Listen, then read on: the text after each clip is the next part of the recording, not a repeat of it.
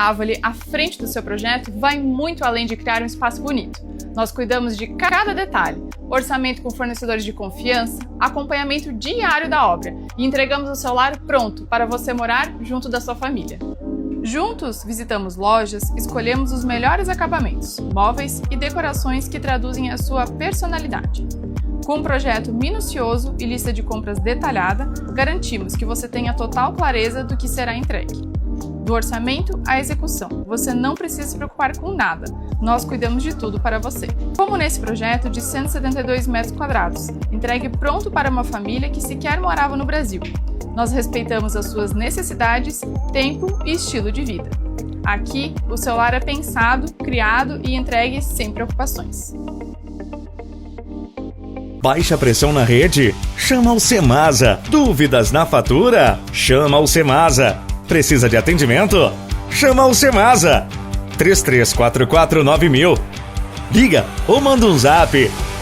Todos os dias, o Semasa cuida da água e do saneamento da nossa cidade. Nosso compromisso é estar presente quando você precisar. Chama o Semasa. 33449000. Semasa Itajaí. Transparência em cada gota. Aviso: as opiniões expressas pelos convidados durante o Papo Direto Podcast são de responsabilidade exclusiva deles e não refletem necessariamente a opinião do Marcelo Nunes, da produção, dos apoiadores ou patrocinadores do programa. Onde você é muito conhecido, você não é reconhecido. Isso até hoje é assim.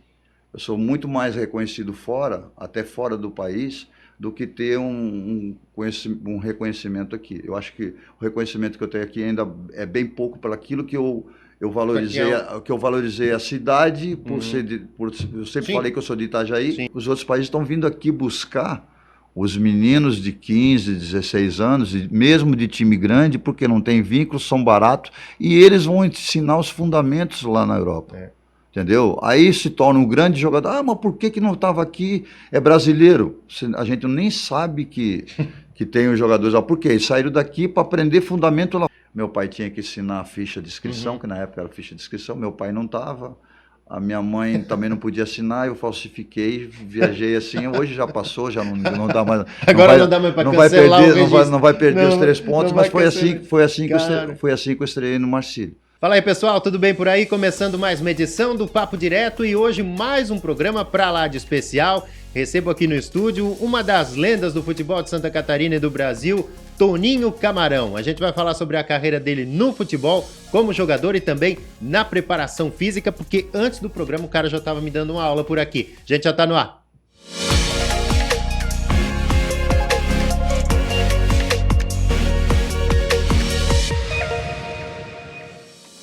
Ele é natural de Joinville, mas se considera, assim como este que vos fala, um belo peixeiro, um itajaiense de coração, de raiz. Tudo bem, Toninho? Prazer te receber aqui, cara. Já há muito tempo que a gente tá para alinhar essa entrevista e hoje deu tudo certo. Você tá aqui com a gente. Tudo certo? Bom, primeiro, Marcelo, obrigado pela oportunidade de estar falando com você, com os itajaienses e com a torcida do Marcílio, né? Que a gente também é um torcedor do clube, admirador. E falar um pouco daquilo que a gente já passou nessa vida, nos clubes que eu passei, do meu início aqui no Marcílio e do meu término praticamente de uma carreira profissional que ainda continuo no Marcílio nas categorias de 11 até 14 anos. Eu estou dando uma mão para o Maico, lá para o pessoal, fazendo aquilo que eu amo fazer, que eu acredito que eu sei fazer muito bem, que é trabalhar com futebol. Antes de a gente falar sobre essa carreira brilhante no futebol, a gente vai mostrar alguns momentos, algumas imagens aí da carreira do Toninho, tanto como jogador, como já na preparação física. Grêmio, Inter, Caxias, Reysol no Japão, Corinthians, Flamengo, Vitória da Bahia, Guarani, Ponte Preta, vários clubes, Vasco, Botafogo, Cruzeiro, São Paulo e por aí vai. Como que um itajaiense chegou tão longe, hein? Para começar, de bate-pronto. Porque eu tenho conversado muito isso, Toninho, com as pessoas que eu recebo aqui, que falta isso pro itajaiense, esse orgulho, essa vontade de defender melhor a sua raiz, né? De se valorizar. Acho que a gente pode falar isso do itajaiense, né? E é algo que você levou muito a sério, né? Tanto que foi longe, né? Primeiro, parabéns pela pergunta. Pouca gente me pergunta isso porque todo mundo acha que eu sou cidadão do mundo. eu também me via assim, que era um improvável, como é que eu ia chegar, que meu sonho era jogar no profissional do Marcílio. E consegui fazer isso com 16 anos. E aí eu imaginava que talvez um dia eu pudesse sair para um clube, mas eu sempre tive muita força de vontade. E tive uma coisa que eu me preparei muito para chegar onde cheguei. Todo mundo acha que é a sorte, que é o Camarão teve muita sorte. Não, foi muito sacrifício, muito estudo. A sorte acompanha quem trabalha, né? Muita força de vontade. E aí eu sempre acreditei muito em mim. Isso é uma coisa que eu tenho bastante, que é, além de esforço, uma personalidade que eu não me considero inferior a ninguém. Pode serem melhores do que eu, mas eu não me considero assim. Eu sempre me achei que eu poderia chegar em lugares que seria de destaque. Não imaginava o tanto que eu consegui. Hoje eu tenho quase com uma certeza que, até faltando um pouco com a modéstia, que eu cheguei em muitos lugares que é muito difícil você voltar para o Flamengo 4 vezes, para o Corinthians 3 vezes como preparador físico, Vitória 3 vezes, 2 vezes para o Bahia. São clubes que eu tive que não foi só porque que eu tinha sorte ou que eu tinha, além de competência, as pessoas gostavam do meu caráter. Isso é uma coisa que eu sempre preservei. E eu acho que esse é o grande X da questão, não só do trabalho, mas da vida, né? Você está preparado, mas além de preparado, eu diria, academicamente, tecnicamente, mas também o caráter, né? Isso faz toda a diferença, né? Você passar por um lugar, deixar uma marca e levar aquela informação, ó, o Toninho é um cara bacana, o Toninho é um cara legal. E isso vai longe, né, Toninho? Não, e além disso tudo, porque para você voltar nos clubes de massa, além de você ter todos esses quesitos, você tem que ter um carisma e tem que ter deixado alguma coisa boa. Alguma coisa, claro. Porque as pessoas lembram não só pelos títulos, porque eu sempre falei isso e tenho comigo. Título e dinheiro a gente se ganha. Legado a gente se deixa. E eu deixei legados por onde eu passei. Hoje, graças a Deus, eu tenho portas abertas em todos os clubes que eu passei. Talvez eu não tenha muito acesso ao Botafogo, porque eu fiquei muito pouco. Fiquei 4 meses, mas nos outros clubes eu tenho certeza que São Paulo, Cruzeiro, onde eu chegar, até no Japão, como tenho contato, eu tenho certeza que eu tenho para receber lá dentro deles, mas eu tenho como chegar. Que legal. Vamos voltar um pouquinho no tempo, como que essa carreira começou? Foi lá nos anos 70, né? Você é natural de Joinville, mas com 8 anos veio para Itajaí com a família, foi isso? Foi. E aí apareceu essa relação que dura até hoje com o Marcílio Dias, né? Eu vim para cá, para Itajaí, o meu pai se transferiu para trabalhar na antiga Atlantique, que era a companhia de petróleo, e nós tivemos o privilégio de morar em frente à Sociedade Guarani, aqui na Hercílio Luz, porque sobrou um apartamento de um gerente, e meu pai, por ser um vendedor que estava sendo, também tinha o futebol, que ele jogou futebol, tinha esse conhecimento, o pessoal deu esse apartamento para a gente morar, então nós tivemos o privilégio de já morar aqui no centro, e eu me criei dentro do Marcílio.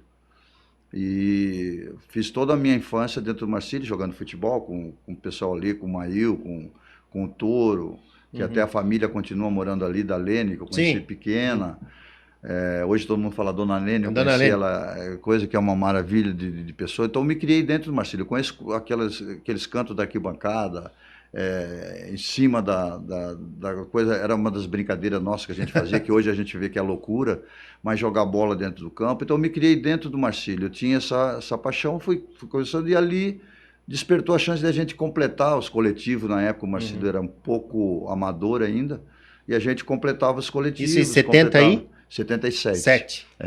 E a gente completava, 76, 77, a gente completava os coletivos, e aí eu já era alto, mas muito magro, com 15 anos eu já tinha praticamente a minha altura, e a gente já sabia jogar futebol. Eu não tinha noção, mas jogava ali com o pessoal, e surgiu a oportunidade na estreia do Marcílio no profissional em Chapecó, faltou gente, e aí me convidaram, é uma peculiaridade que pouca gente sabe. Meu pai tinha que assinar a ficha de inscrição, que na época era ficha de inscrição, meu pai não estava, a minha mãe também não podia assinar, eu falsifiquei, viajei assim, hoje já passou, já não dá mais. Agora não dá mais para cancelar o registro. Não vai perder os 3 pontos, mas foi assim que eu estreiei no Marcílio. E aí depois veio a possibilidade de eu me transferir para o Grêmio, o pessoal houve interesse, fiquei 1 ano no Grêmio, e depois mandaram a gente embora. Eu voltei aqui para o Marcílio para tentar jogar aqui, já com 17 anos, e o Marcílio não me aceitou, não deixou nem eu treinar. Não quis por quê, Toninho? O que aconteceu? Não entendi. Acho que talvez por causa de saber que onde você é muito conhecido, você não é reconhecido. Isso até hoje é assim. Eu sou muito mais reconhecido fora, até fora do país, do que ter um reconhecimento aqui. Eu acho que o reconhecimento que eu tenho aqui ainda é bem pouco para aquilo que eu valorizei a cidade, eu sempre falei que eu sou de Itajaí. Sim. E principalmente o clube que eu sempre divulguei, o Marcílio. Sempre levou o Marcílio Dias e Itajaí, né? Porque qual era o clube que eu torço até hoje, é para o Marcílio Dias. Então eu também acho que levei bastante o nome do Marcílio, tanto no nível nacional como no exterior. E você acha que isso tem a ver com a nossa, talvez com a nossa, porque eu falo como itajaiense, como filho da terra também, talvez tenha a ver com a nossa raiz, a soriana, lusa, portuguesa, essa questão de se ter mais humildade ou de não se prestigiar tanto quem é daqui, Toninho? O que tem a ver com isso, hein? Ou é mundial isso, hein? É mundial. Eu tive em Israel. Pois é, conta essa história, acho que é interessante até contar. Eu tive em Israel, foi uma das melhores viagens que eu fiz, porque eu fui a passeio para conhecer a terra onde Jesus nasceu e se criou. Foi uma experiência maravilhosa e lá eu vi que o ditado que eu não sabia o porquê, que onde você é conhecido, você não é reconhecido. Por exemplo, em Nazaré, por exemplo, mundialmente Jesus é Jesus, que é o maior mestre. Jesus de Nazaré, né? O maior mestre que já existiu. Só que em Nazaré ele é o filho do carpinteiro. Eles não reconhecem ele como o Messias, como o mestre.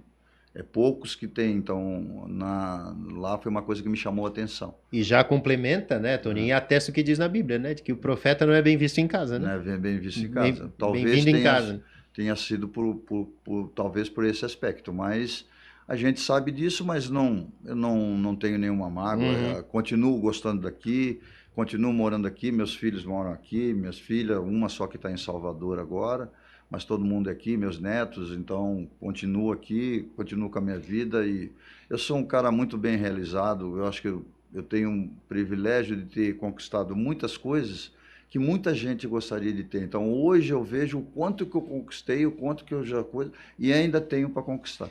Vamos falar, e até você falou de Itajaí, antes de a gente entrar destrinchar a carreira e as conquistas do Toninho, se eu lembrar de Itajaí quando você chegou por aqui, hein, e observar hoje a cidade do jeito que cresceu, como cresceu e tá crescendo, hein, Toninho? Isso é um orgulho, né, para a cidade, né? Não, Itajaí, nossa, vamos lá, de 15 anos para cá evoluiu, porque a nossa região, nosso estado é muito bem visto fora daqui, é muito reconhecido, Santa Catarina, quer dizer, é um estado que é reconhecido, eu morei em Rios, São Paulo, Belo Horizonte, São Luís do Maranhão, até no exterior, Santa Catarina é reconhecido por as descendências nossas, pelos costumes e principalmente uma coisa que tem aqui que talvez a gente não deixe de perder, que é a educação. Percebe isso, essa diferença em relação a outros lugares, Toninho? Muitos lugares. Por exemplo, hoje, que eu falo, envolveu até o futebol. A violência ela está muito preponderante. Se a gente não conseguir equilibrar isso aí, vai ficar difícil de a gente se viver nesse nosso país tão bom de se viver.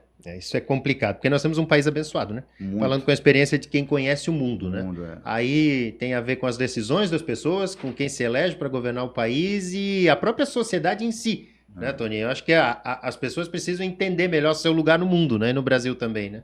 Marcelo, eu tive no Japão, foi uma experiência para mim como educação, foi uma coisa que me deixou consegui levar minhas filhas para o Japão, sabe? Exatamente, tiveram o contato com a cultura e é uma coisa, logicamente, é um país que são 3 mil anos mais ou menos, e o nosso país é um país jovem mas... Sim. O que me preocupa com o brasileiro hoje que tem essa frase do jeitinho brasileiro. E esse jeitinho brasileiro sempre é muito. Bastante desonesto. Muito bem, a gente vai voltar no tempo. Então, Toninho saiu do Marcílio Dias, foi pro Grêmio, tentou voltar ao Marcílio Dias e aí nisso apareceu nada mais, nada menos que outro gigante do futebol brasileiro, o Sport Clube Internacional. A gente está vendo a foto, está vendo a imagem do Toninho no Inter aí. Como é que foi essa chegada ao clube que na época, nos anos 70, ganhou tudo, né, Toninho? E resume essa trajetória com a camisa colorada aí, hein? Toninho volante, inclusive, né? Como eu joguei infanto-juvenil contra o Inter, chamou a atenção do pessoal do Inter.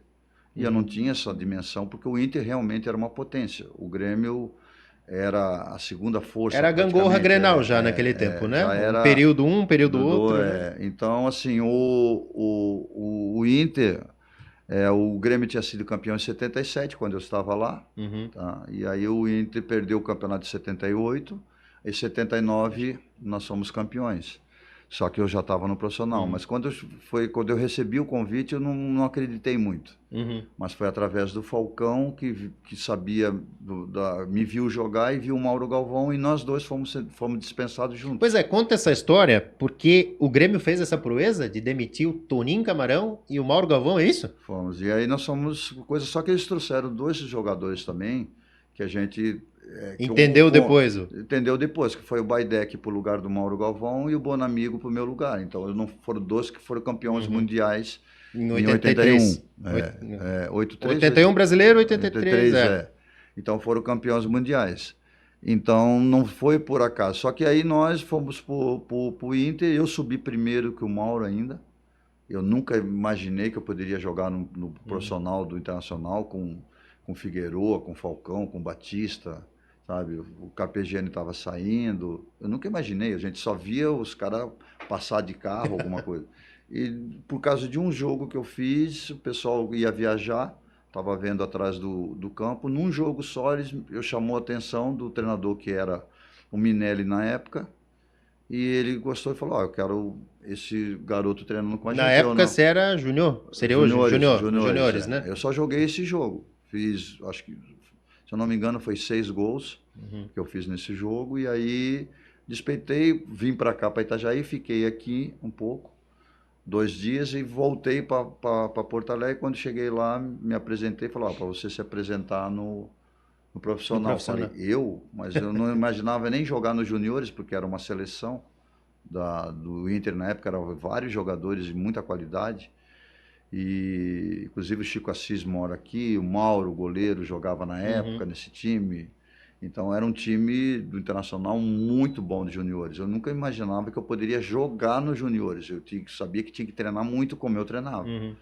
E aí, na terça-feira, eu estava treinando com o profissional, no vestiário do profissional, vendo os caras. Eu falei, cara, isso para mim é um privilégio. E na quarta-feira, na terça-feira, eu viajei para Bagé, e joguei em Bagé titular do time que eu nunca... Quando falaram o meu nome na pré-eleição, eu não conseguia levantar da cadeira. Caramba. Que foi uma emoção, aí o Falcão estava do meu lado, pegou na minha perna, falou, calma, garoto, que tu vai...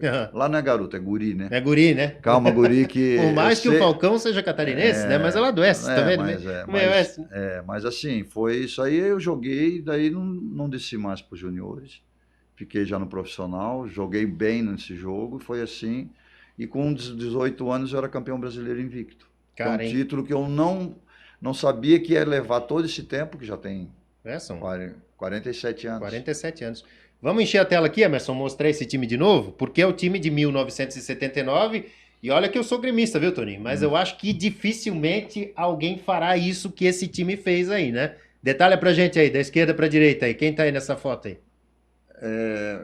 Cláudio Mineiro, Mauro Pastor, Benítez, Falcão, Mauro Galvão, João Carlos, Chico Espina, Jair, Adilson, eu e Mário Sérgio. Cara, que máquina de time, hein? E ali do teu lado, o Mário Sérgio, né? Esse foi um gênio, foi o meu grande amigo, meu grande mentor na preparação física. Foi mesmo? O cara que primeiro me deu a primeira chance num time grande, foi o Mário, quando ele assumiu o Corinthians, que eu estava no Vitória da Bahia. E ele me trouxe. O Mário só trabalhou comigo como treinador, como preparador físico. E lamentavelmente perdemos o Mário no acidente, né? Era um gênio. Era um gênio. Foi 2016. Foi o jogador.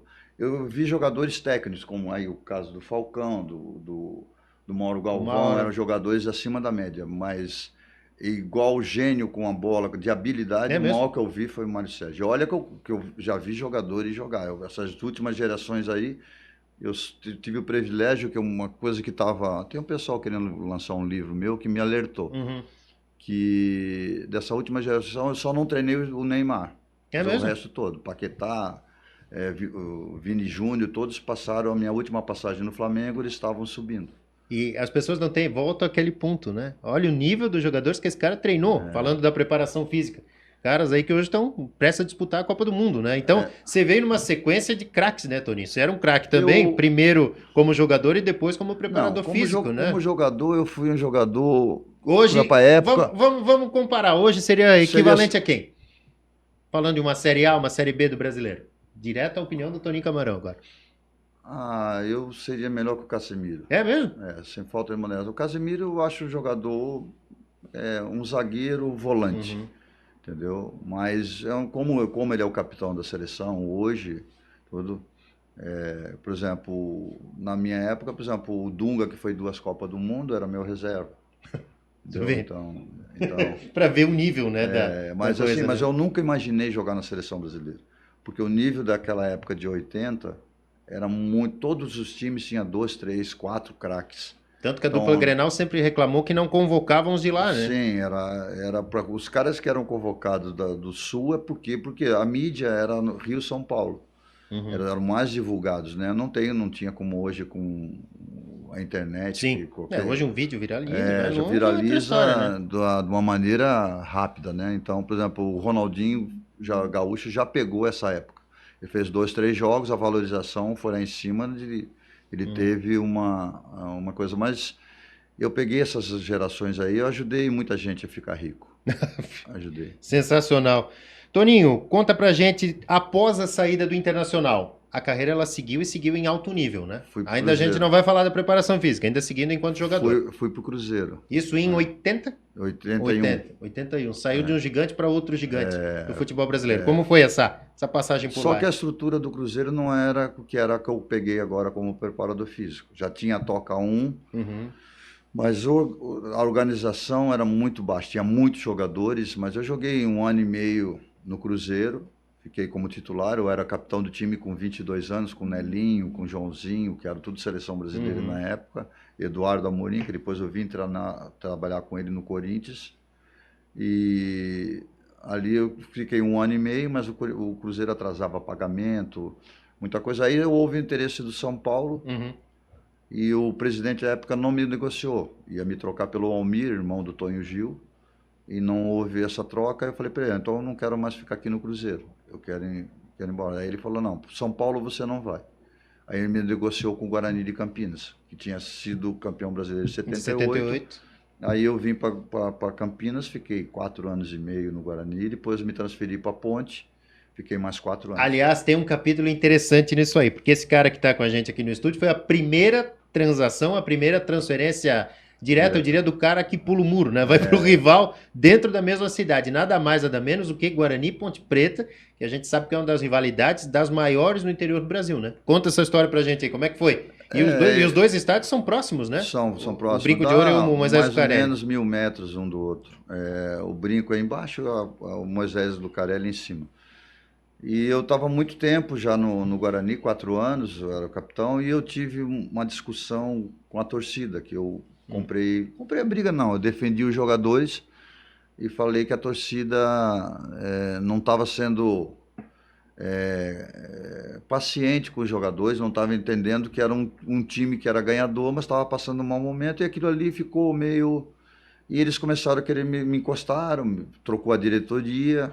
Como eu era um líder, veio um treinador que falou que não queria trabalhar com uma liderança como a minha, e me botou para treinar separado. E ficou naquilo ali, começava a me transacionar para times pequenos, e eu falei, não vou. Aí quando houve interesse da Ponte, tivemos uma reunião, tinha uma pessoa que gostava de mim, através do Careca, centroavante, que era do Guarani, foi para o Napoli. O Careca me apresentou essa pessoa, falou, olha, esse cara vai te ajudar. Ele falou, tem um time que tem interesse em você. Eu falei, para onde? Ele falou, a Ponte Preta. Eu falei, vou amanhã. Ele falou, só que os cara vão te matar. Eu falei, não tem problema, eu enfrento isso aí. Cara. E aí, mas como é que vai fazer? Eu fui pro presidente, falei, quanto que tem de dinheiro para envolvido no coisa? Na época era um bom dinheiro. Eu ofereci pro Guarani, na hora eles aceitaram. O clube liberou também, você tinha contrato e tal. Tinha contrato, aí pagaram, como é que vai fazer? Dividiu as parcelas que a Ponte ia me bancar.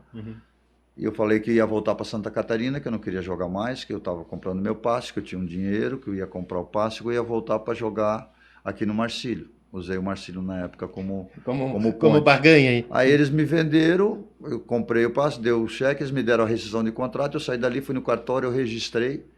Isso eram 11 horas da manhã, 1 hora da tarde eu dei entrevista no caso hoje Globo Esporte, né? Que eu estava na Ponte Preta me apresentando. Caramba. Isso aí foi Uma bomba. uma bomba. Aí para mim foi um período muito difícil, eu estava com a minha filha pequena ainda, tinha recém-nascido, foi para mim, eu tinha que ir para o campo mais ou menos horários diferentes, porque aí ficou muita gente do Guarani revoltado com isso tudo. Aí fui para a Ponte, joguei 4 anos na Ponte, entendeu? E depois, muito tempo depois, 15 anos depois, eu voltei para o Guarani como preparador físico. Vê como a vida, as coisas acontecem, né? A roda da vida gira. Mas né? eu só voltei para o Guarani pelo aquilo que eu tinha deixado de exemplo como atleta. Sim. Mesmo eu tendo trocado pela Ponte Preta, os caras viram no ficou. final que eu tinha razão de ter saído. É. E eu só voltei para o Guarani como preparador físico. Nunca trabalhei na Ponte, que eu sou ídolo como jogador. Isso foi uma homenagem bacana que fizeram, que eu sou um dos 100 jogadores mais lembrados da história da Ponte Preta. Que legal. E um clube então, centenário, muito mais centenário, um dos mais antigos aí do Brasil. O meu número está lá por 89, Mas tá lá, mas tá lá. Tá lá. Mas sensacional. foi uma coisa que bacana para mim, que me marcou bastante. Sensacional. Que trajetória, muito legal. E aí depois, a carreira como jogador, ela seguiu até... Aí eu fiquei no Cruzeiro, Na Cruzeiro Ponte? na Ponte, até 88 eu resolvi voltar. Eu resolvi voltar, eu queria voltar para encerrar minha carreira no Marcílio. Sim. Aí faltavam 2 meses, eu já estava com tudo dentro do carro, o Independente de Limeira veio, me fez uma proposta assim, incrível em termos de valores para jogar 2 meses. Era um bom dinheiro que dava para comprar uma casa. Para se organizar. E aí eu joguei esses 2 meses, voltei. Aí em 89 eu vim para o Joinville. Opa, vocês estão aí, né? Aposto que querem saber logo da novidade que vai revolucionar a saúde da nossa cidade. Então presta atenção. Agora, com o Alô Saúde Itajaí, você pode ter atendimento médico sem sair de casa. É telemedicina disponível 24 horas por dia, todos os dias da semana. Sabe aquele aperto fora de hora? Agora você resolve ali mesmo, na palma da mão. Mais agilidade e mais cuidado para quem precisa.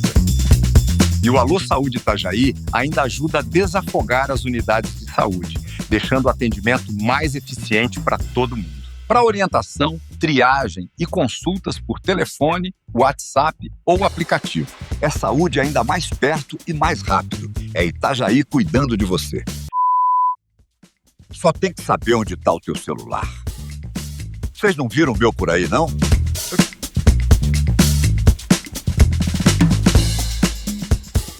Joguei 1 ano no Joinville e foi quando eu resolvi vir para o Marcílio. E Deus te privilegiou a teu talento, a tua disciplina, que você fez parte de um dos grandes times, talvez o melhor time, né, da história do Marcílio Dias, já no encerramento da tua carreira, né, Tony? Foi a os vida ela 2 te últimos. trouxe, se em determinado momento eles não te aceitaram, depois tu voltou com moral, com a faixa de capitão, né? Voltei como capitão, voltei como um cara que formou aquele time, né, que o Veiga e o Nequinho foram lá em casa, falaram para me contratar, eu falei, poxa, mas eu não quero mais jogar, eu tinha saído do Joinville meio decepcionado. Falei, não, mas tu vai ser o cara que vai te fazer nós montar o time. Aí anunciaram, aí começou a vir os jogadores, aí foi aquele time que marcou a época, que eu tive o privilégio de jogar, e tenho saudade daquele tempo, porque foram praticamente 2 anos muito felizes da minha vida, mesmo recebendo pouco, às vezes nem recebendo. Acho que isso é importante lembrar, falando em Marcílio Dias. Inclusive eu vou colocar uma imagem na tela aí, essa foto aqui. O que essa foto junto com o Jairo Lenza representa, hein? Jairo Lenza que já esteve aqui, inclusive. Um abraço pro Jairo. É um episódio muito legal que rendeu com a gente aqui. O Jairo, nossa, além de ser um craque, é uma pessoa maravilhosa. A gente tem contato, ele, Gelson, toda a turma, né? Vilcinho, Mauro, Carlinhos do Parque, Ademir, eu tenho com ele diariamente. No Itamirim? No Itamirim, então a gente tem muitos contatos. Essa foto aí, porque hoje o que eu vejo, já não é de agora, já há um tempo depois do celular, né? Os jogadores trocam poucas ideias. E aí eu, como já estava um pouco mais experiente, para não dizer veterano, eu vi um potencial no Jairo de velocidade muito grande. O Sidney jogava, também é outro daqui de Itajaí, o Sidney. Aqui também, né? O Sidney, que era uma característica diferente. O Sidney era um cara mais habilidoso, que gostava de receber a bola no pé. E o Jairo era um jogador que gostava de ser mais lançado. E nós combinamos, eu falei, Jairo, eu vou fazer tal movimento de trazer essa bola para dentro, quando eu fizer, tu volta, dá 2, 3 passos, faz um giro, que eu vou colocar essa bola entre o central e o lateral, e você vai chegar na cara do gol toda hora. Quero ver. Eu falei, então tu vai ver. E a hora que tu fizer o gol, tu vai vir me abraçar. Faz e me abraça, como diz aquele ditado. Aí nesse lance aí, depois eu lembrei que eu fiz a jogada, aí ele fez o gol, deu um pique, ele com 18 anos, 19, uma vitalidade incrível, com a habilidade, ele fez o gol, ele veio me abraçar e pulou no meu colo, e depois tem essa história dessa foto que eu não sabia, apareceu esses dias para mim. E eu lembrei desse episódio, que hoje os jogadores não conversam mais, porque tudo isso depende da comissão técnica, de dar tudo mastigado, e mesmo assim, com o celular, com tudo, poucos veem. E como a gente tinha mais tempo e tinha mais afinidade, porque a gente não conhecia os adversários, nós tínhamos que deixar eles preocupados com a gente. Sim. Então, nós tínhamos que ter algumas coisas... Os elementos surpresas, digamos, né? Porque além do técnico, que nós tínhamos um cara que era maravilhoso, que era o Veiga, que era um cara muito inteligente, que para minha carreira me ensinou muita coisa. O grande problema é que a gente combinava alguma jogada para sair, como é que a gente dava o código para sair do coisa, como é que dava um código para dar uma chegada mais forte, entendeu? O que o Mauro fazia, aquele estardalhaço todo de gritar, aquilo era para ganhar tempo. O Mauro era espalhafatoso, Muito. Grande Mauro, um abraço pro Mauro. O Mauro foi um dos grandes goleiros que eu joguei, uma grande história, um grande caráter, ele tinha aquele jeito dele, porque aquilo ali era mais um teatro. Um personagem, né?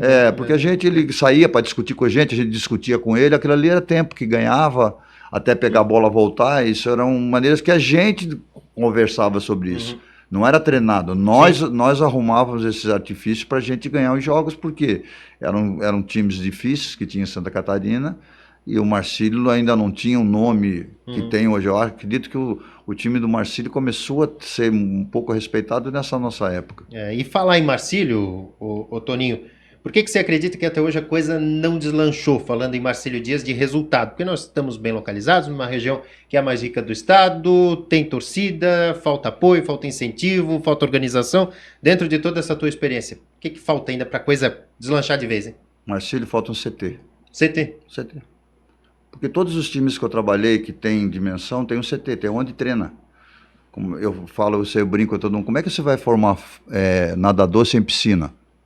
Aí vai nadar no mar, vai nadar no rio, vai nadar numa lagoa, tem uma piscina lá em casa que tem 20 metros, tu vai lá, treina e tu vai disputar uma Olimpíada. Não, você tem que ter uma casa, você tem que ter um local onde você treina, onde você tem exclusividade, onde você vai ver a característica do jogador, não tem que estar deslocando. Enquanto o Marcílio não fizer o CT, ele vai estar para trás de todo mundo. Tem torcida, tem estádio, mas não tem onde formar os jogadores. E outra coisa, se nós não apostarmos alguns Toninhos daqui de Itajaí, de alguns Vadinho, de algum Reginaldo, de alguns caras que já fizeram... No Jairo, que foram os últimos que saíram. Olha quanto tempo que nós não revelamos um jogador. As últimas revelações nossas aqui foi Jairo e Gelson. Há quanto tempo atrás? 40 anos atrás. 40 anos atrás. E por que nós não investimos? Só aqui que não pode investir agora, nesse projeto que eu estou ajudando no Marcílio, ali para ajudar. Já vou falar gratuitamente, não tem remuneração nenhuma, vou porque eu gosto e quero formar alguém. E eu quero ver ainda alguns desses meninos aí que tem muita qualidade. Nós temos muita qualidade aqui. Eu estou impressionado com a qualidade dos nossos meninos que estão treinando. Agora tem que ser aproveitado. Senão nós vamos Porque tudo é uma sequência, né, Toninho? Precisa da sequência no trabalho, lógico, né? No meu tempo de televisão acompanhando, eu comecei na TV em 2009. Olha o que eu acompanhei de início de trabalho. Agora vai a base. Agora vai com tal formato, agora vai. Não vai, porque é caro, porque é oneroso, porque é complicado, mas precisa ser feito, né? Claro, não, mas por quê? Não é que é oneroso, ele te traz frutos. Por exemplo, o Joinville... Os caras não têm paciência? Não... O Joinville vendeu um jogador que foi o Ramires, foi no processo que eu até ajudei, porque eu que arrumei para ir para o Cruzeiro. Um jogador fez o CT todo e o Joinville ficou 10 anos, subiu para a Série A do Brasileiro com o dinheiro do Ramires. Não foi por dinheiro de torcida, de renda, foi por causa do dinheiro de um jogador, depois ainda conseguiu manter mais 4, 5 anos nas transações que o Ramires tinha. Se a gente não tiver esse conhecimento que nós temos que formar aqui, além de novos atletas da cidade, nós temos que formar a identidade de marcelista, senão nós vamos ficar atrás do Barra nos próximos 2 anos. Nós vamos ficar com nós que somos mais velhos. Esse salto do Barra foi rápido, né? Por quê? Porque tem um CT, tem organização. Tem o CT, tem onde treina, e isso atrás, vendendo atletas, tu vai ter dinheiro, tu vai ter recurso, mas tem que iniciar com o CT. Aonde você vai treinar? O Marcílio fica treina num campo hoje, no outro campo amanhã, no outro coisa, o CT desde eu entrei no Marcílio em 2018 a última vez. O CT lá do Cruzeiro vai ficar pronto. E até hoje, quantos anos já faz? Para 10 anos quase. Já vai para quase 10 anos. E o CT está só no sonho. E o CT está no sonho, e o CT está no sonho. Nós precisamos investir nos nossos meninos daqui. Porque tem muitos jogadores aqui. Aí depois vai aparecer lá no Flamengo. Mas era daqui de Itajaí. Entendeu? Nós temos que ser formadores e mantedores de jogadores. Claro. Depois, para negociar com um time valorizado. O Barra vai fazer isso. O Barra já está conquistando alguns títulos que agora vai ser muito mais valorizado. Daqui para frente. Mas, lógico, tem capital estrangeiro? Tem. Mas se nós aqui nos organizarmos com o mínimo possível, com 2, 3 campos, um campo para base, 2 para base e 2 para profissional, com 4 campos você toca. Nós precisamos é do campo. O resto depois vai se construindo.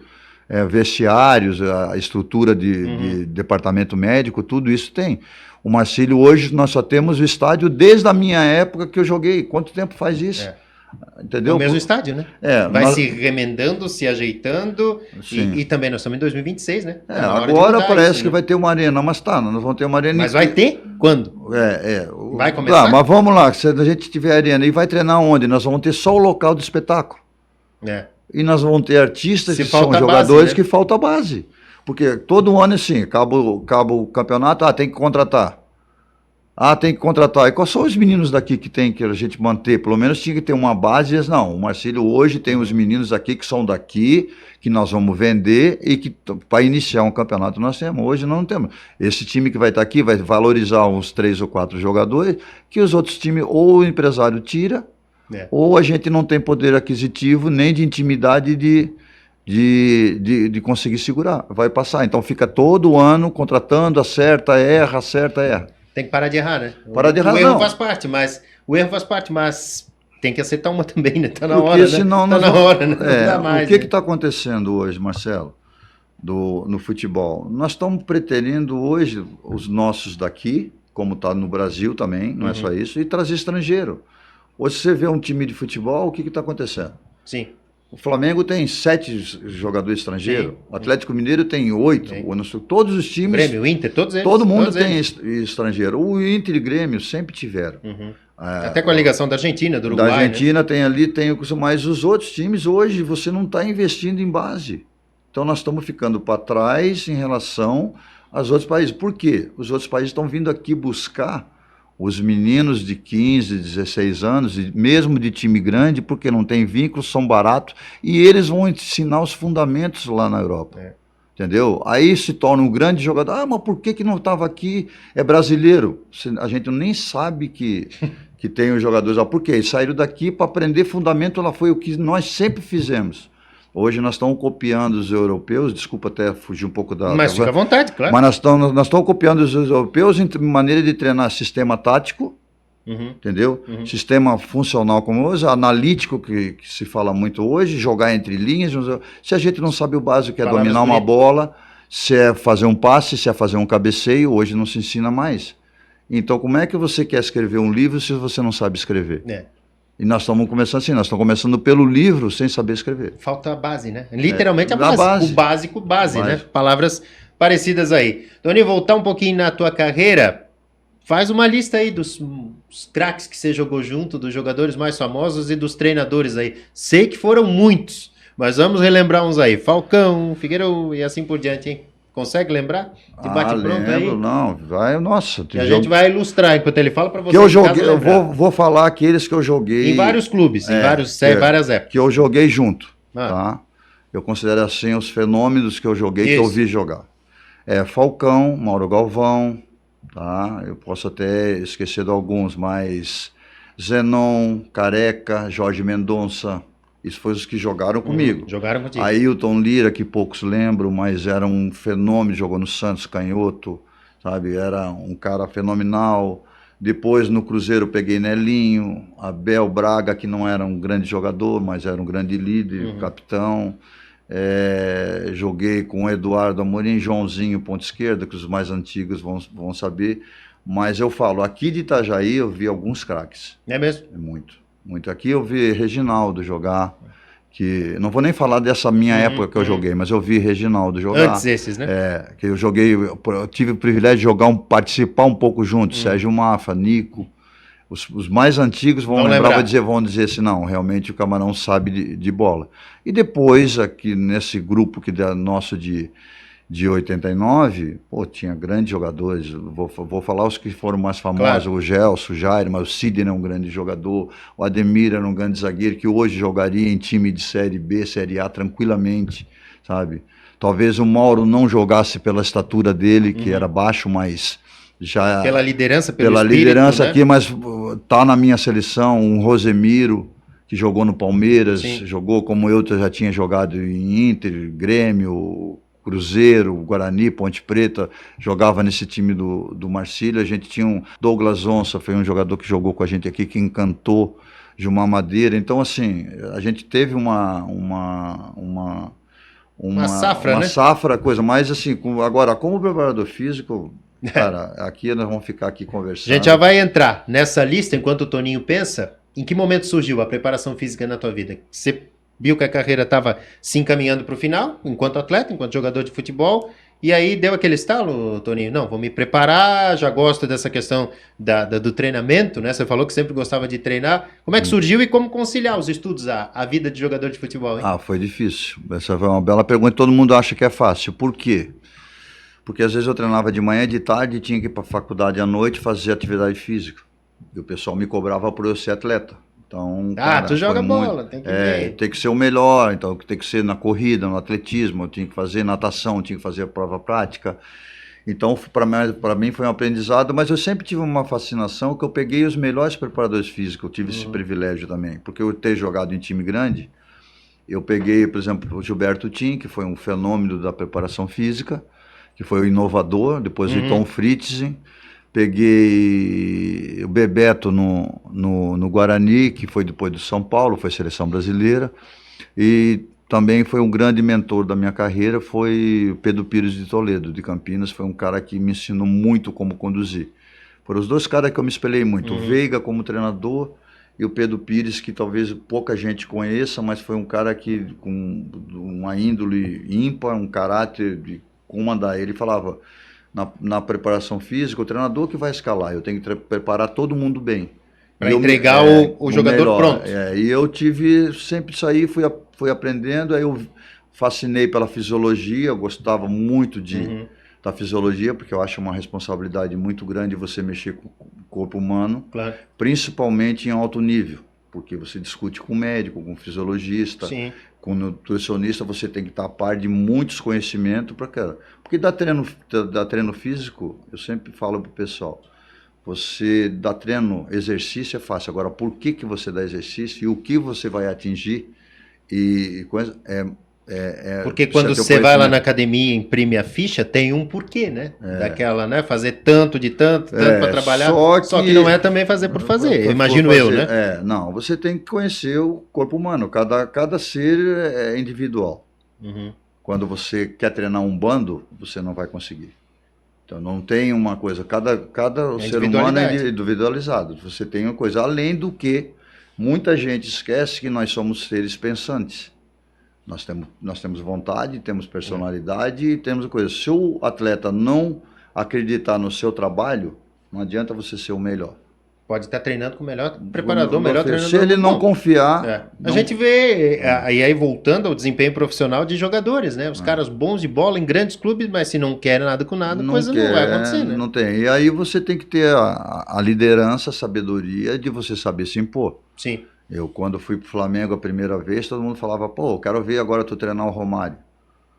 É que o Romário não gosta de treinar, não. O Romário não é que não gostava de treinar, ele não gostava de treinar errado. Porque ele já tinha um status de Estrela, como é? E eu não tive problema nenhum com o Romário. Tivemos na primeira semana, primeiros 2 ali. Depois acertou. Não, mas porque quem me ajudou bastante foi o Ricardo Rocha, porque tinha jogado comigo no Guarani, eu era capitão do time e ele estava no Flamengo. E o Romário teve um dia, passou por mim, eu cumprimentei ele, ele não me cumprimentou. Na volta, a gente se cruzou novamente. E ele me cumprimentou e eu não cumprimentei ele. Ele parou, pegou no meu braço e falou, professor, você não vai me cumprimentar? Sabe quem eu sou? Eu falei, eu sei, o Romário. Aí ele falou, mas você é marrento, né? Eu falei, eu sou marrento e você? Logo quem? Eu falei, e você? Ele falou, não sei o que. Eu falei, mas você está pensando que eu falei, olha, eu só vou te falar uma coisa. Você tem um título que eu nunca vou conquistar e eu tenho um que você nunca vai conquistar jogando. Ah, vai dizer que tu jogou bola. Eu falei, procura saber quem eu fui. Não joguei tanto como você, mas eu joguei um pouquinho.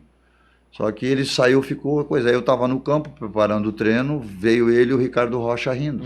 Aí o Ricardo, Camarão, ele não sabia que tu jogou, que era o capitão do time, que eu falei para ele que tu jogava muita bola, não sei o que. Ele falou, tu jogava naquele time do Inter? Eu falei, fui campeão brasileiro e vi que ele falou, então vou ter que te reconhecer. Meu respeito. Meu respeito. Ali a gente mudou, me ajudou muito, é meu amigo até hoje, não tenho contato direto com ele, porque eu não gosto disso. Mas é um cara que, esses dias o meu neto fez aniversário, pediu para ele mandar uma mensagem, liguei, ele mandou na hora. Mas é um cara que me ajudou bastante quando eu cheguei no Rio, porque pouca gente sabe disso.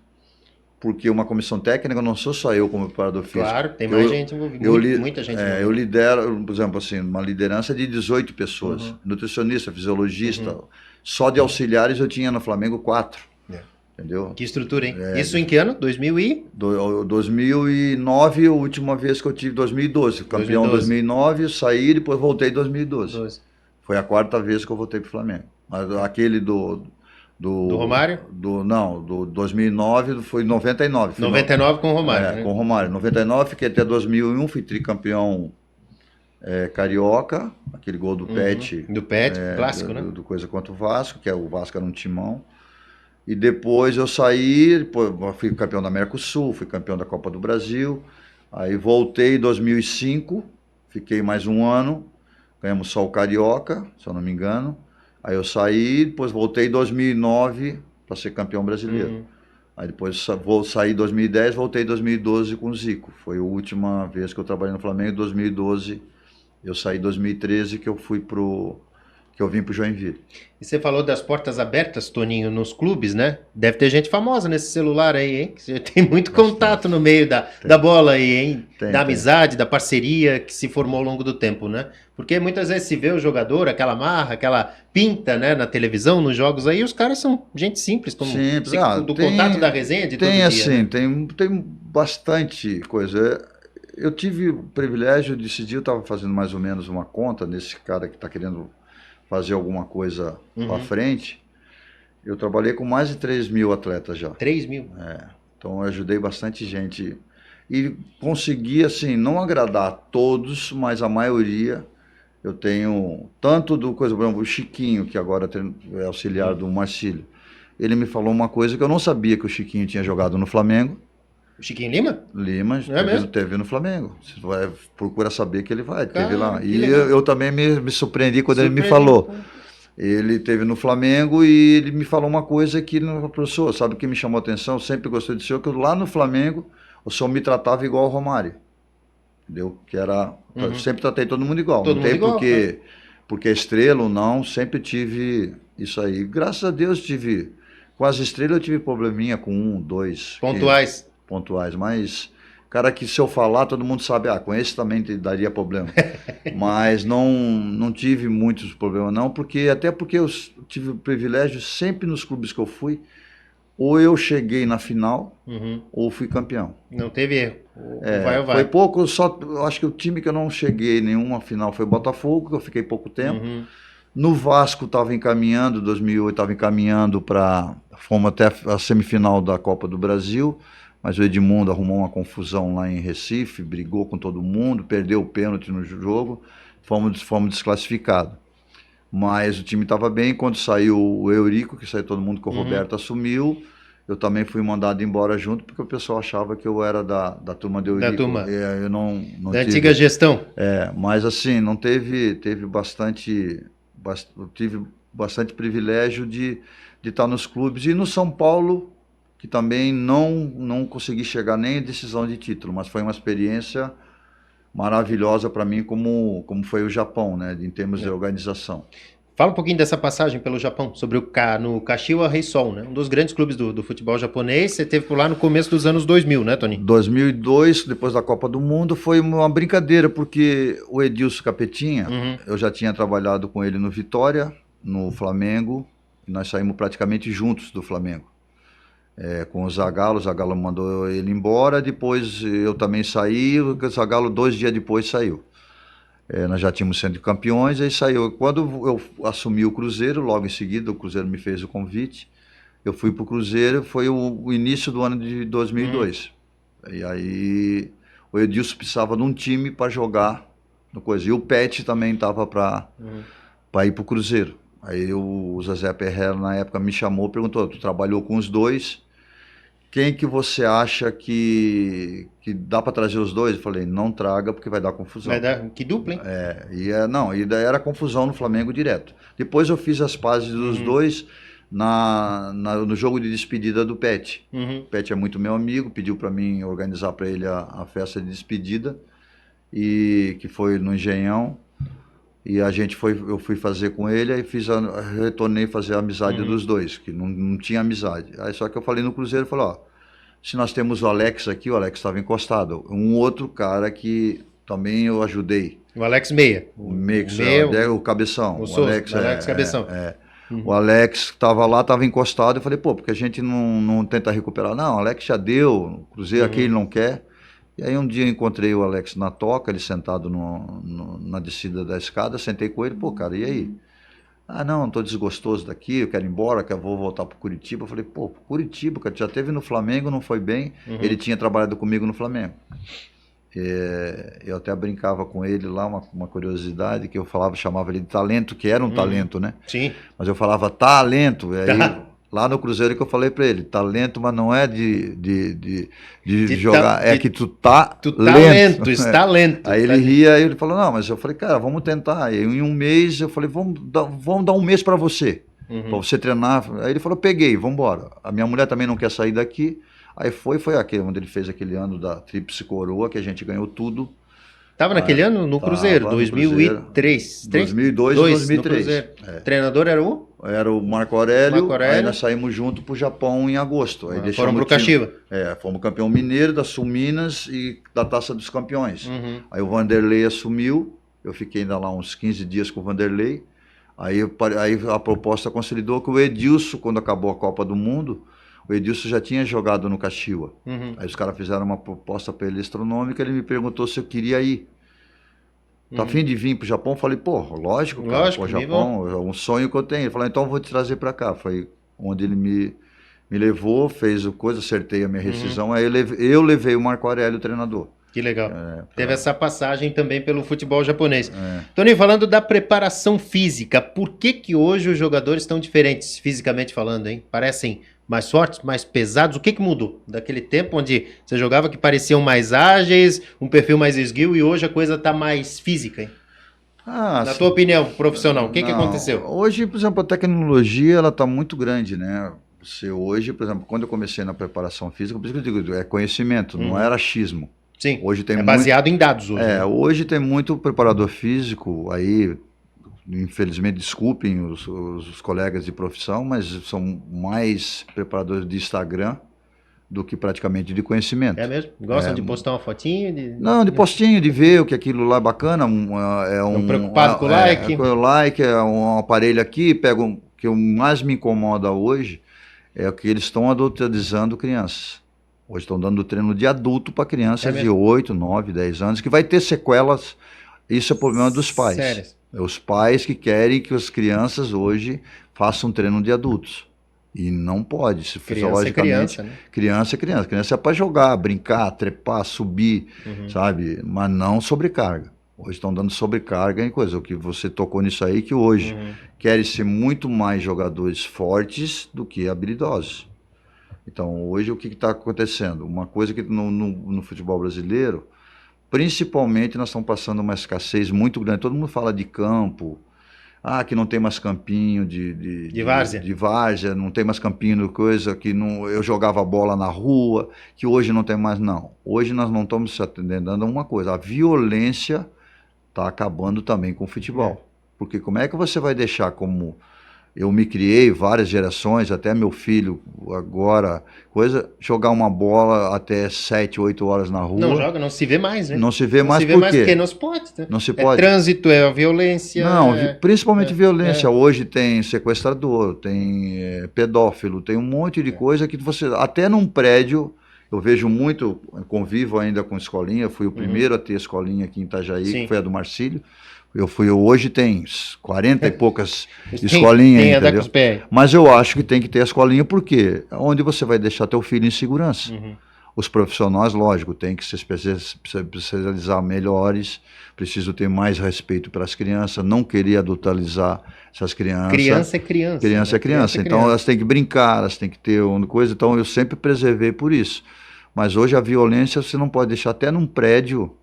Antes a gente comprava um apartamento, tem quadra, tem isso, meu filho vai participar, vai brincar, vai ter esporte. Hoje você não pode, porque até num prédio tem adultos que não são mal educados, tem adolescentes que não respeitam, isso fica muito difícil de ter uma atividade física, que é muito importante. Então hoje você dá um celular para uma criança, deixa ela na tua vista. Acha que está fazendo certo. Está fazendo certo, e às vezes não, né?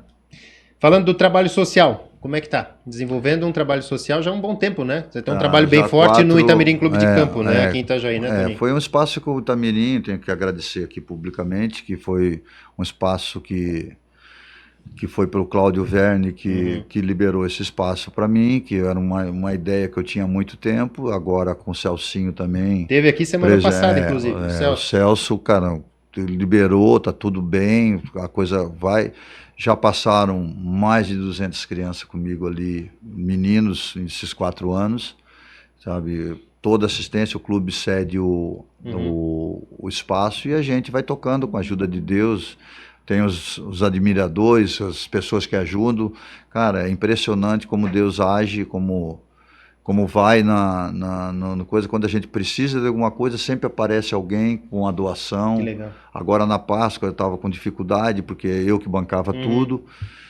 O que eu vou fazer? Não, eu ia fazer uma coisa mais simples, apareceu uma madrinha dos meninos lá, que fazia tempo que não aparecia, eu quero fazer a Páscoa dos meninos. Deu ovos de Páscoa, deu um monte de coisa, é benção, cara, é só...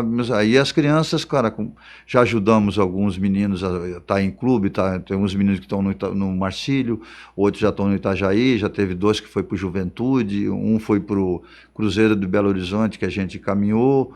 Tem um menino nos Estados Unidos, que esse foi Passou por ali, que a gente encaminhou. E aqui da região, né, Toninho? E daqui de Itajaí. Voltamos lá no começo da conversa. E são meninos carentes, valores daqui, que já foram para outros lugares que a gente não teve valorização. Agora, como eu estou ali no Marcílio, já tem esse canal. Uma ponte. Já tem 2 meninos do projeto que já estão treinando lá. Pra gente fechar esse papo, você cita muito Deus, coloca muito Deus na tua vida, né? Eu acho que isso é muito claro e muito notório. Qual que é o tamanho da importância dele na tua vida, hein, Toninho? Com todas essas conquistas, você se preparou, você estava no lugar certo, na hora certa, mas foi um direcionamento de Deus sempre, né? Sempre. Hoje eu sei da dimensão por a minha conversão, que eu estou ainda gatinhando, né? Sou um juvenil. Juvenil na fé? Na fé, mas assim, eu sou um privilegiado, foi Deus que colocou na minha vida, as dificuldades para me transpor, as perdas, os ganhos, mas principalmente aquilo que eu vou deixar como legado, como caráter de pessoas. Eu nunca me preocupei com as coisas materiais, eu sempre me preocupei com as coisas materiais. Ajudo as pessoas dentro da medida do possível, e dentro disso aí eu acho que Deus me usou também como uma ferramenta para ajudar as pessoas. Hoje eu tenho essa consciência que tem pessoas que não agradecem, outras são gratas, mas só de você ver o respeito quando você encontra ex-atletas, pessoas que convivem comigo, esse do projeto mesmo, É uma sensacional. coisa que eu não quero... Foi uma das últimas matérias que eu fiz na TV, sabia? E Lá no você, projeto, foi sensacional lá, bem legal. e você foi uma matéria que pouca gente dava importância para um projeto social. Você foi e dali alavancou muita coisa, Legal. abriu muita porta, muita gente. Quero te agradecer agora pessoalmente, porque a tua vontade de fazer aquilo ali abriu-se muitas portas de pessoas que vieram ajudar porque não conheciam. Claro. Não sabia porque era pouco divulgado. Sim. E por você ter a divulgação e a ênfase que você deu do projeto, como era feito, aquilo ali foi o que... Essas bênçãos começou maiores ali, você tem participação nisso. Bom. Fico muito feliz. Toninho, palpite pro Brasil na Copa, para fechar esse papo. Até onde vamos, hein? A cara dele foi boa. Difícil, mas eu acho que nós não temos muita... Mesmo? Não, nós só temos Neymar. E hoje. se não levar? Se não levar, aí nós vamos ter que ver França, Espanha. É mesmo? É por aí. Não, nós não temos jogadores com essa... É o último jogador que a gente vai sentir muita falta do Neymar. Todo mundo está falando como a gente vem. Nós viemos desde Pelé, mas depois veio Zico, veio... Sempre teve alguém, né? Sempre teve alguém. Ronaldo, as coisas, Romário. Sempre a gente teve alguém de destaques com os coadjuvantes que eram muito bons.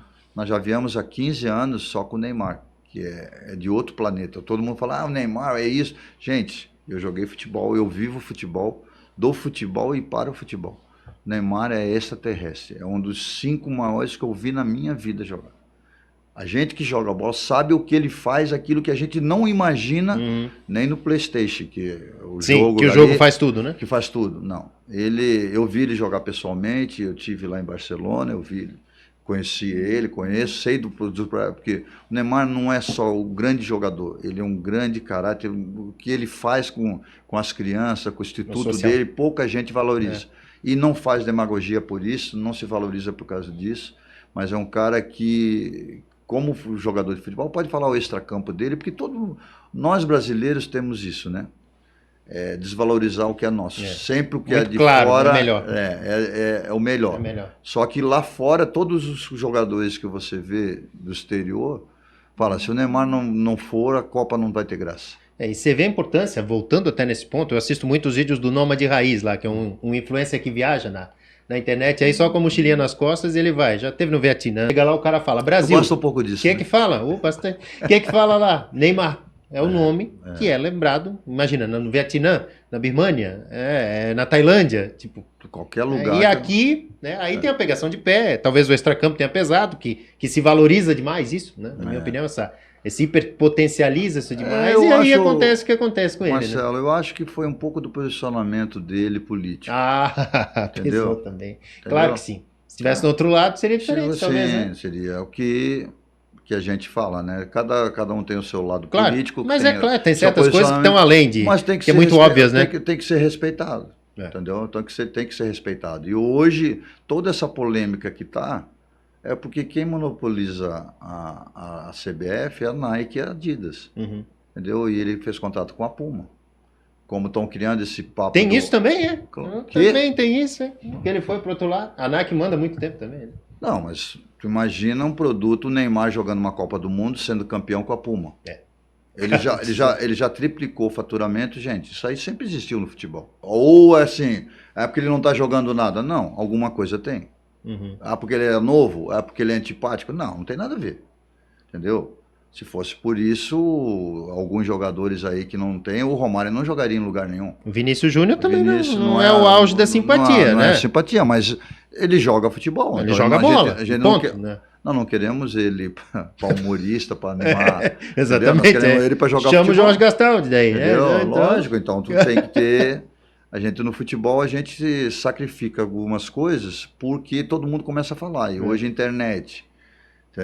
a televisão que entra dentro da casa da gente, que tem coisa, o pessoal acredita muito mais naquilo que é falado por um apresentador de uma televisão daquilo que ele acha que ele vê no campo. A gente como profissional... Se influencia, né? A gente como profissional A gente sabe quem é bom, quem não é, e a gente sabe que quem jogou futebol sabe o que o Neymar faz. Já ouviu muita besteira dos colegas de imprensa aqui, que estão na tua carreira, em análises, ô Toninho? Tem.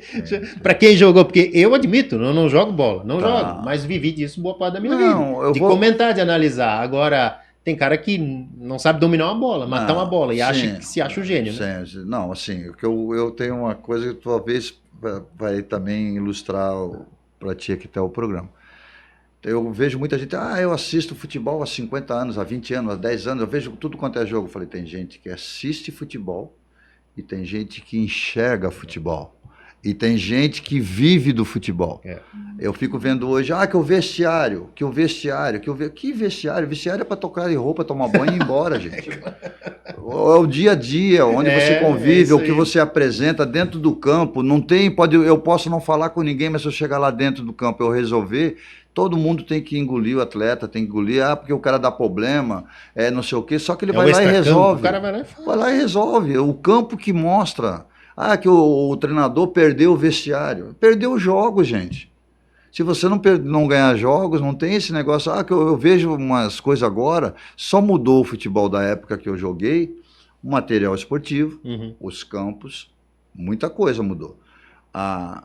Os aspectos físicos de você hoje, por exemplo, aquele sutiãzinho que o pessoal fala, catapult, né? O catapult, aquilo ali te dá todos a velocidade do atleta, os dados, tudo aquilo ali tu põe no computador. Para mim, como preparador físico, é muito bom. Só que é o seguinte, se eu não souber interpretar aquilo, é como um carro hoje. Claro.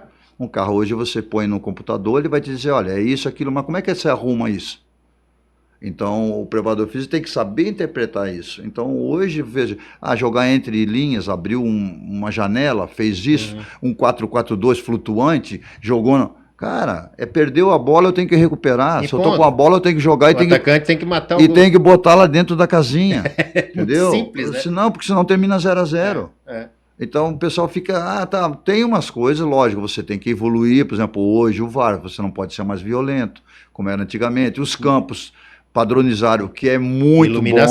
Iluminação, material esportivo. Claro. Eu fico imaginando, isso aí não é saudosismo, mas eu fico imaginando o Pelé jogando hoje. Quando ele viajava, gente, todo mundo falava, mas o Pelé fez 1000 gols com um cara, só que ele viajava de navio para chegar na Europa, era uma semana sem treinar. Hoje o Neymar pega o jato dele, em 4, 10 horas ele vinha de Barcelona, estava no Brasil. Tu imagina se o Pelé tivesse hoje, ele ia ter quantos aviões para vir? Quanto ele valeria hoje? Para o cara fazer, ninguém superou o número de gols dele. Quer dizer, isso já tem 60 anos.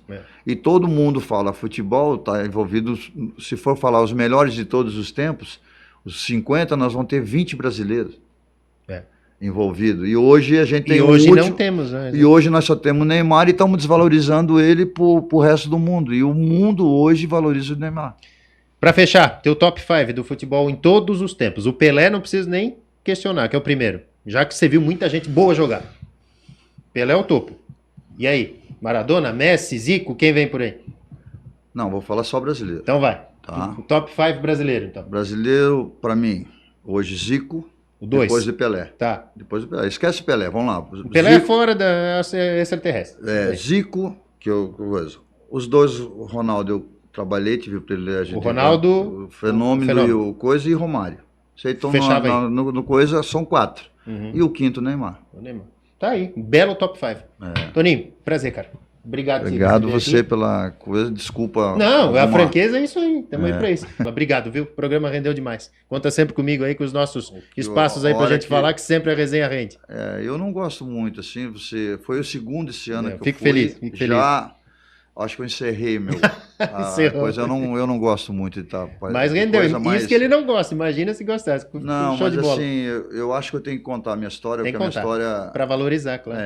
Quem não faz parte dela tem que esquecer. Quem falar mal da minha história, eu tenho que esquecer, porque a minha história acho que foi muito bonita. Eu deixei um legado para meus filhos, para Itajaí, para um cara daqui, entendeu? Claro. Que ninguém acreditava, chegar onde eu cheguei, conseguir as coisas que eu consegui, e continuar sendo daqui e continuar tendo a mesma personalidade e a mesma humildade que eu tinha lá com 15 anos.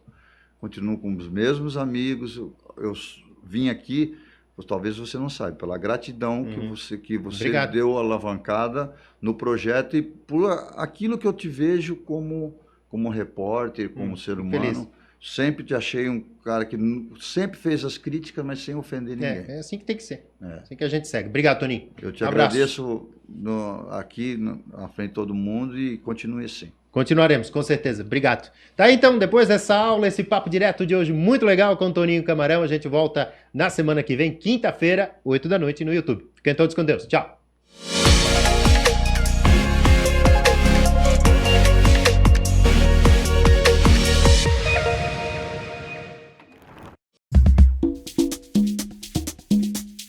Opa, vocês estão aí, né? Aposto que querem saber logo da novidade que vai revolucionar a saúde da nossa cidade. Então presta atenção. Agora, com o Alô Saúde Itajaí, você pode ter atendimento médico sem sair de casa. É telemedicina disponível 24 horas por dia, todos os dias da semana. Sabe aquele aperto fora de hora? Agora você resolve ali mesmo, na palma da mão. Mais agilidade e mais cuidado para quem precisa. E o Alô Saúde Itajaí ainda ajuda a desafogar as unidades de saúde, deixando o atendimento mais eficiente para todo mundo. Para orientação, triagem e consultas por telefone, WhatsApp ou aplicativo. É saúde ainda mais perto e mais rápido. É Itajaí cuidando de você. Só tem que saber onde está o teu celular. Vocês não viram o meu por aí, não?